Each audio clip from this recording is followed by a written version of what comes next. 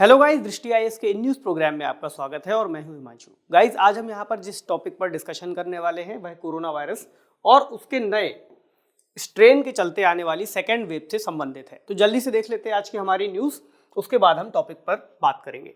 News है, how bad is the current wave of Covid in India. यानी जो दूसरी वेव की बात की जा रही है कोरोना वायरस से संबंधित, उसका क्या प्रभाव पड़ने वाला है देश पर। तो इसके बारे में आज ये न्यूज़ है। कुछ आंकड़े रहेंगे आज की न्यूज़ में जिस पर हम यहाँ पर डिस्कस करेंगे और जानेंगे कि सेकेंड वेव का यहाँ पर क्या मतलब होने वाला है। गाइज, कोरोना वायरस का जो स्ट्रेन है वह लगातार म्यूटेट होता जा रहा है, जिसके चलते देश में एक तरीके से माहौल काफ़ी ज़्यादा कोरोना वायरस को लेकर के गंभीर बना हुआ है। तो ये जो सेकेंड वेव है, इसके चलते सरकार ने हालांकि वैक्सीनेशन प्रोग्राम को गति दी है, लेकिन उसके वजह से जो सेकेंड वेव का मामला है वह काफ़ी ज़्यादा चिंताजनक हो जाता है। तो हम आज के टॉपिक में समझते हैं इस पूरे मामले को। सबसे पहले जानते हैं डायमेंशंस क्या है। तो हम पहले देखेंगे कोरोना की दूसरी लहर यानी सेकेंड वेव के बारे में। उसके बाद जो डेली बेसिस पर मृत्यु के यानी डेथ्स के आंकड़े हैं उनको समझेंगे और भारत के मामले की अन्य देशों से तुलना करेंगे कि दूसरे देशों में कोरोना के मामले किस तरीके से बढ़ रहे हैं और भारत में इसकी क्या स्थिति है। इसके साथ ही जो सेकेंड वेव है उसका आकलन करेंगे कि किस तरीके से सेकेंड वेव फर्स्ट वेव से कैसे अलग है और उसमें क्या क्या चीज़ें अलग हैं। आगे की राह में देखेंगे सॉल्यूशंस क्या हो सकते हैं देश के लिए, बाकी देशों द्वारा भी क्या क्या चीज़ें चल रही हैं। इसके बाद एक सवाल रहेगा जिसे आप ऐसा कोई टॉपिक आने पर एक विश्लेषणात्मक अप्रोच रख के सॉल्व करेंगे। गाइस, सबसे पहले देखते हैं कि न्यूज़ में क्या है। तो न्यूज़ में यह है कि भारत में कोरोना वायरस के मामलों की संख्या तेजी से बढ़ रही है। अभी जो पिछले आंकड़े हैं उनमें एकाएक हमें चढ़ाव देखने को मिल रहा है। यानी जो मामला 24 मार्च 2021 का है उसमें नए केसेस हैं 53,476 और 7 दिन का जो एवरेज है वह है 44,704 केसेस का। ठीक है, और जो ये आंकड़े हैं यही आंकड़ों के आधार पर विशेषज्ञ कह रहे हैं कि अब सेकेंड वेव का यहाँ पर शुरुआत सेकेंड वेव की हो चुकी है। वेव क्या होती है? देखिए, आपने समुद्र में लहरें देखी होंगी, इस तरीके से चलती हैं। तो वेव का अर्थ हुआ कि जब मामले एकाएक तेजी से बढ़ते हैं, पीक पर जाते हैं, फिर उनमें गिरावट आती है, फिर दोबारा वे मामले जब एकाएक तेजी से बढ़ते हैं फिर गिरावट आती है। तो अभी की जो स्थिति है वह सेकेंड वेव की बताई जा रही है, यानी कि दोबारा से इसमें मामलों में तेजी से वृद्धि होती हुई दिख रही है। तो सेकेंड वेव की हम बात करते हैं, लेकिन उससे पहले समझते हैं कि पहली वेव कब थी। तो पहली वेव सितंबर 2020 के आसपास हाईएस्ट रिकॉर्ड में जो मामले थे वो दर्ज किए गए थे, जिसमें 97,000 से ज़्यादा मामले देखे गए थे। तो इसे माना गया था कि अब पहली वेव ये थी और 17 से 23 मार्च के सप्ताह के लिए हर दिन औसतन 42,162 जो मामले हैं उनकी सूचना दी गई है। ऐसे में जब पहली वेव आई थी उसके बाद गिरावट मामलों में देखने को मिली थी। अब जब अचानक से दोबारा से मामले बढ़ते हुए दिख रहे हैं तो इसे ही सेकेंड वेव का नाम दिया गया है। अब एक बात है 28 नवंबर 2020 की, जिसके बाद से 7 दिवसीय औसतन जो आंकड़ा है वह उच्चतम स्तर पर माना जा रहा है कि जो वीकली आंकड़ा है वह सबसे ज़्यादा है। और मई 2020 के बाद से दैनिक मामलों में सबसे तेजी से वृद्धि यहाँ पर बताई गई है कि ये जो मामले अब बढ़े हैं ये मई 2020 के बाद से डेली बेसिस पर सबसे तेजी से बढ़े हैं। ग्राफ में अगर हम देखें तो ये आंकड़ा हमें यहाँ पर दिखाई देता है कि डेली बेसिस पर इस पे 7.7% की वृद्धि यहाँ पर देखी जा रही है और ये मामला यहाँ पर 43,162 केसेस का है दिए गए तारीख या समय के अनुसार। अब बात करें डेली बेसिस पर कितनी डेथ हो रही है, तो पिछले सप्ताह के लिए मृत्यु दर का औसत जो था, जो बीता एक सप्ताह निकल गया, उसमें लगभग 199 व्यक्ति प्रतिदिन के हिसाब से डेथ्स का आंकड़ा रिकॉर्ड किया गया था। अच्छा, जनवरी 2021 के बाद से सबसे अधिक मृत्यु दर इसे बताया गया कि जनवरी 2021 का जो आंकड़ा था उसके बाद से ये आंकड़ा पिछले सप्ताह का 199 के हिसाब से रिकॉर्ड किया गया है, वह काफ़ी ज़्यादा है। मौतों की औसत जो वृद्धि दर इसमें निकाली गई है वीकली बेसिस पर वह 5.1% के हिसाब से बताई गई है। हालांकि जो 5.1% की वृद्धि है, इससे पहले जब वृद्धि रिकॉर्ड की गई थी वह 22 जून के बाद से यह वृद्धि है और 22 जून के पहले जो हाईएस्ट देखा गया था वह 10 मई 2020 के आसपास जो मृत्यु दर थी वह 5.8% की देखी गई थी। इस आधार पर 5.8% गिरावट और फिर से चढ़ाव, तो इसमें आज के डिस्कशन में हम बहुत सारे आंकड़ों पर ही बात कर रहे हैं, इसलिए ज़्यादा परेशान मत होइए, आंकड़ों को केवल देखते हुए समझते हुए चलिए कि सेकेंड वेव का क्या प्रभाव है। तो इसे हम ग्राफ में देखें, 5.1% के बेसिस पर जो वृद्धि है वह यहाँ पर दर्शाई गई है और मामले 199। तो एक समझ यहाँ पर हमें लेकर चलनी है कि कैसे मामलों में उतार या चढ़ाव आ रहा है। अब बात करते हैं भारत के मामलों की अन्य देशों से तुलना के बारे में। तो वर्तमान में ब्राजील दुनिया में सबसे बड़ा कोविड का हॉटस्पॉट बना हुआ है, उसके बाद अमेरिका है। ग्राफ में देखते हैं तो ये जो यहाँ पर पर्पल कलर से दिखाया है यह ग्राफ ब्राजील का है, ये आंकड़े अमेरिका के हैं और ये भारत के हैं। भारत इस वक्त तीसरे नंबर पर कोविड-19 के मामलों में बना हुआ है अभी, लेकिन जो वृद्धि है वो बहुत चौंकाने वाली है। अभी इस वक्त की स्थिति ब्राजील की है 75,570 मामलों को लेकर के।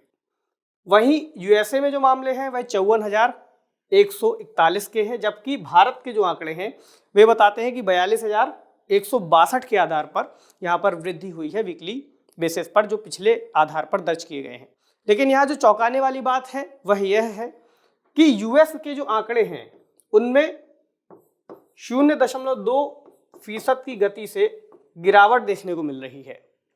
ठीक है, अब अगर बात करें ब्राजील की, तो ब्राजील में 1.4% की उस गति से वृद्धि तो हो रही है, लेकिन ये वृद्धि भारत की तुलना में काफी कम है। भारत की हम गति की बात करें तो 7.7% की गति से भारत में मामले बढ़ते हुए दिख रहे हैं। ऐसे में विशेषज्ञों का मानना है कि अगर ये गति बनी रही भारत के अंतर्गत बढ़ने वाले कोरोना के मामलों की, तो भारत बहुत जल्द ही ब्राजील और अमेरिका से आगे निकल जाएगा। यानी वर्तमान दर पर अगर भारत की वृद्धि बनी रहती है तो भारत की दूसरी लहर 27 मार्च तक ही आने वाले अमेरिका और 2 अप्रैल तक ब्राजील से आगे निकल जाएगी अगर यही गति बनी रही। तो आंकड़े ऐसा बताते हैं। अब हम बात करते हैं दूसरी लहर के बारे में कि केसेस क्या कहते हैं। तो 23 मार्च तक देश में केस फैटेलिटी रेट यानी CFR 1.4% रहा। यहाँ CFR यानी केस फैटेलिटी रेट का मतलब हुआ कि पर केसेस के आधार पर होने वाली मौतों का आंकड़ा। हालांकि ये जो मौतों का आंकड़ा है इसमें गिरावट देखी जा रही थी, क्योंकि कोरोना के शुरुआती दौर में जिस तरीके से मौतें हो रही थी उस समय यह ग्राफ काफ़ी ज़्यादा था, लेकिन उसके बाद जिस तरीके से डॉक्टर्स ने इस चीज़ को टैकल करने का प्रयास किया, सरकारों ने भी प्रयास किया और एक पूरा इंफ्रास्ट्रक्चर तैयार किया जिसके आधार पर अस्पतालों में देने वाली सुविधाओं में वृद्धि हुई और लोगों को इलाज एक तरीके से मुहैया कराना शुरू किया गया। उसके बाद से इसमें काफ़ी गिरावट देखी गई है। यानी जहाँ जून 2020 के अंत तक CFR 3% था, वहीं यह सितंबर 2020 के अंत तक लगभग 1.6% के आसपास आ गया और इस समय जो स्थिति है वह 1.4% की है। आगे बढ़ते हैं और अगर हम आगे बढ़कर देखें कि स्टेट के आधार पर यानी किस राज्य में पहली वेव के दौरान क्या आंकड़े थे और दूसरी वेव के दौरान किस राज्य में सबसे ज़्यादा तेजी से कोरोना के मामले बढ़ते हुए दिख रहे हैं, तो हम इस ग्राफ के थ्रू समझ सकते हैं। यहाँ बताया है कि सेकेंड वेव की तुलना में फर्स्ट वेव में क्या कौन सा जो है राज्य आगे था और सेकेंड वेव में कौन सा राज्य आगे था। तो पहली वेव जब आई थी तब भी महाराष्ट्र, यहाँ पर महाराष्ट्र 24.3% पूरे देश का यहाँ पर आंकड़ों को कवर करता है कोविड-19 के मामले में। दूसरे नंबर पर जो आंकड़ा था पहली वेव के आधार पर तो ये आंध्र प्रदेश का था और तीसरे नंबर पर 10.44% के आधार पर यहाँ पर कर्नाटक का आंकड़ा था। लेकिन जब दूसरी वेव आई तो इसमें महाराष्ट्र की स्थिति और भी ज़्यादा खराब होती हुई हमें दिखती है।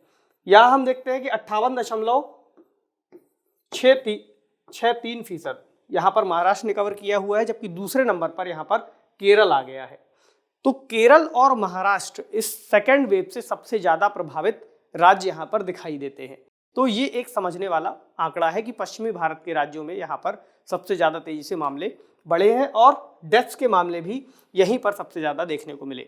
हाँ, अगर हम आज तक ओवरऑल आंकड़ों की बात करें तो ये आंकड़ा 25 मार्च 2021 सुबह 8 बजे तक का यहाँ पर रिकॉर्ड किया गया है, जिसमें टोटल केसेस यहाँ पर दिखाए गए हैं 1,17,87,534। अगर रिकवर्ड केसेस की बात करें कि कितने लोग यहाँ पर रिकवर हुए हैं तो उसमें 1,12,31,650 और एक्टिव केसेस में 3,95,000 और अधिक, यानी 3,95,000 से ज्यादा केसेस। वहीं डेथ्स के मामले यानी मृत्यु के मामले 1,60,692 यहाँ पर दर्ज किए गए हैं। तो ये आंकड़ा हमें इसके बारे में जानकारी देता है। आप इस मैप पर देख सकते हैं कि सबसे ज्यादा जो केसेस हैं यहाँ पर महाराष्ट्र राज्य में डेथ्स के हमें दिखाई देते हैं। उसके बाद अन्य राज्य हैं जिन्हें यहाँ पर स्पॉट किया गया है। तो ये कुछ यहाँ पर आंकड़े हैं इससे संबंधित। बात करें कि देश में इस जो सेकेंड वेव है उसके आधार पर क्या क्या तैयारियां हैं, किस तरीके से इसे टैकल करने का प्रयास किया जा रहा है, तो सरकार इसके लिए तेजी से टीकाकरण अभियान चला ही रही है। हालांकि जो म्यूटेशन है कोरोना वायरस के स्ट्रेन का वो लगातार होता हुआ दिख रहा है। ऐसे में जो एम्स के डायरेक्टर हैं उन्होंने कुछ सुझाव भी दिए हैं, जैसे कि उन्होंने कहा स्थितियों की जांच की जाए जिसमें टेस्टिंग, ट्रेसिंग और आइसोलेशन को लगातार जारी रखा जाए ताकि इन मामलों को ट्रेस किया जा सके और ऐसे पेशेंट को आइसोलेट किया जा सके ताकि डेथ के रेट को कम किया जा सके। इसी तरीके से कोविड-19 के जो मानदंड हैं उनका लोग कड़ाई से पालन करें। हालांकि शुरुआत में सरकार ने जब इसमें तेजी से कड़ाई से प्रयासों को लागू किया था उसके बाद से लोगों ने एहतियात बरती थी, लेकिन अभी की स्थिति ऐसी देखने को मिल रही है कि लोग इस चीज़ को थोड़ा सा लाइटली ले रहे हैं। ऐसे में ज़रूरी यही है कि जो भी गाइडलाइंस सरकार जारी कर रही है फिर से उनको स्ट्रिक्टली फॉलो किया जाए। लॉकडाउन के अलावा, लॉकडाउन तो एक उपाय हम देख ही चुके हैं जिसका अर्थव्यवस्था पर काफ़ी बुरा असर पड़ा है। ऐसे में लॉकडाउन के अलावा जो भी उपाय किए जा सकते हैं उन पर ध्यान देना चाहिए, या फिर किस तरीके से इस पूरी स्थिति को दोबारा हम संभाल सकते हैं इसकी दिशा में सरकार को प्रयास करना होगा। साथ ही नागरिकों की भी जिम्मेदारी होगी कि वे सरकार के द्वारा किए जाने वाले प्रयासों को या उपायों को बखूबी पालन करें।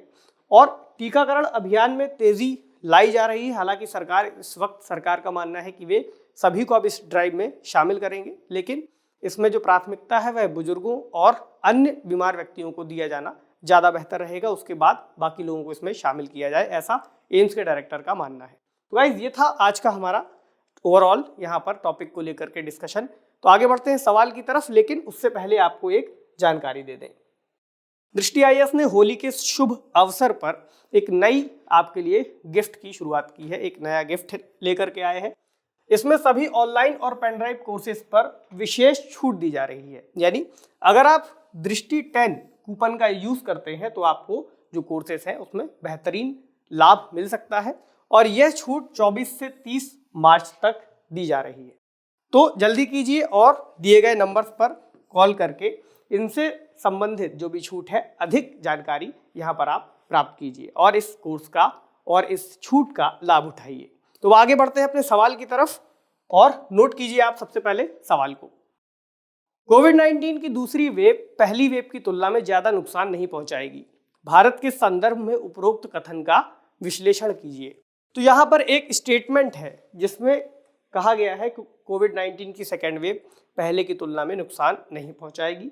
क्योंकि ऐसा स्टेटमेंट अपने आप में एनालिटिकल, आपका ऐसे स्टेटमेंट को टैकल करने के लिए आपकी अप्रोच एनालिटिकल होनी चाहिए, इसलिए लिखा भी है विश्लेषण कीजिए। तो आपको बताना है पहुंचाएगी या नहीं पहुंचाएगी।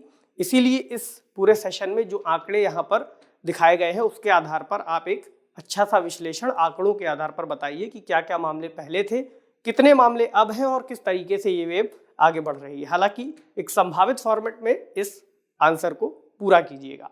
गाइस ये था आज का हमारा डिस्कशन। आपसे मिलेंगे अगले सेशन में, तब तक के लिए पढ़ते रहिए, सेफ रहिए। शुक्रिया।